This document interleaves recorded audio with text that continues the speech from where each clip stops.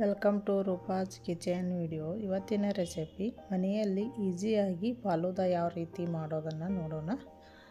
ಬನ್ನಿ ಬೇಕಾದ ಸಾಮಾನವನ್ನು ನೋಡೋಣ. ಮೊದಲು ನಾನು ಒಂದು ಬೌಲಿಗೆ 2 ಟೀ ಸ್ಪೂನ್ ಚಿಯಾ ಸೀಡ್ಸನ್ನು ಹಾಕೋತಾ ಇದ್ದೇನೆ ನೋಡಿ. ಇದಕ್ಕೆ ಈಗ ಒಂದು ಅರ್ಧ ಗ್ಲಾಸು ನೀರು ಹಾಕ್ಕೊಂಡು 10 ರಿಂದ 15 ನಿಮಿಷ ಹಾಗೆ ಬಿಡಬೇಕು ನೋಡಿ. ಈ ರೀತಿ ನೀರಲ್ಲಿ ನೆನೆಯಲ್ಲಿ ಬಿಡಬೇಕು ನಾವು 10 ರಿಂದ 15 ನಿಮಿಷ. ಅಲ್ಲಿವರೆಗೂ ನಾವು ಈಗ ಒಂದು ಪಾತ್ರೆಗೆ 1 ಗ್ಲಾಸ್ ನೀರು ಹಾಕೋತಾ ಇದ್ದೀನಿ.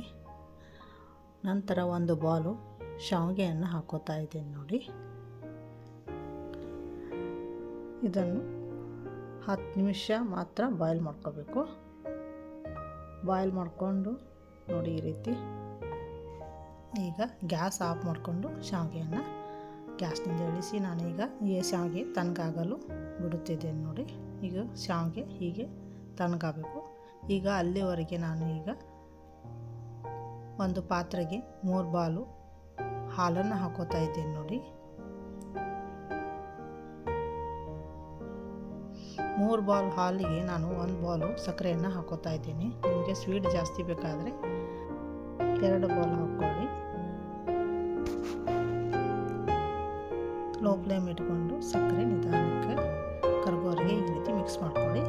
ಅಲ್ಲಿವರೆಗೆ ನಾನು ಈಗ ಅರ್ಧ ಬಾಲ್ ಹಾಲಿಗೆ ನಾನು ಈಗ ಸ್ಟ್ರಾಬೆರಿ ಎಸೆನ್ಸನ್ನು ಹಾಕೋತಾ ಇದ್ದೇನೆ ನೋಡಿ. ನೀವು ಫುಡ್ ಕಲರ್ ಯಾವ್ದು ಕಲರ್ ಬೇಕಾದರೂ ಹಾಕೋಬೋದು. ಈಗ ಕುದಿಯುವ ಹಾಲಿಗೆ ನಾನು ಈಗ ಮಿಕ್ಸ್ ಮಾಡ್ಕೊತಾ ಇದ್ದೇನೆ ನೋಡಿ. ಈಗ ಇದನ್ನು 5 ನಿಮಿಷ ಬಾಯ್ಲ್ ಮಾಡಿಕೊಂಡು ತಣ್ಣಗಾಗಲು ಬಿಡೋಣ. ಈಗ ನಾನು ಸರ್ವ್ ಮಾಡ್ತಾ ಇದ್ದೇನೆ ನೋಡಿ. 2 ಗ್ಲಾಸಿಗೆ ನಾನು ಈಗ ಮೊದಲು 2 ಟೀ ಸ್ಪೂನ್ ಶಾವಿಗೆಯನ್ನು ಹಾಕೋತಾ ಇದ್ದೇನೆ ನೋಡಿ. 1 by 1 ಹಾಕ್ಕೊಳ್ಳಿ, ಅಂದರೆ ಚೆನ್ನಾಗಿ ಕಾಣುತ್ತದೆ, ತಿನ್ನೋಕ್ಕೂ ಟೇಸ್ಟಿ ಆಗುತ್ತದೆ. ಈಗ ನೆನೆದಿರುವಂಥ ಚಿಯಾ ಸೀಡ್ಸನ್ನು ಹಾಕೋತಾ ಇದ್ದೀನಿ ನೋಡಿ, 2 ಟೀ ಸ್ಪೂನ್.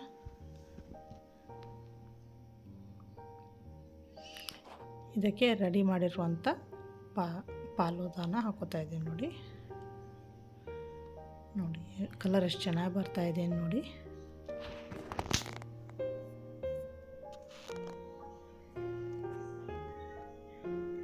ಈ ಗ್ಲಾಸಿಗೂ ಹಾಕೋತಾ ಇದ್ದೀನಿ ನೋಡಿ.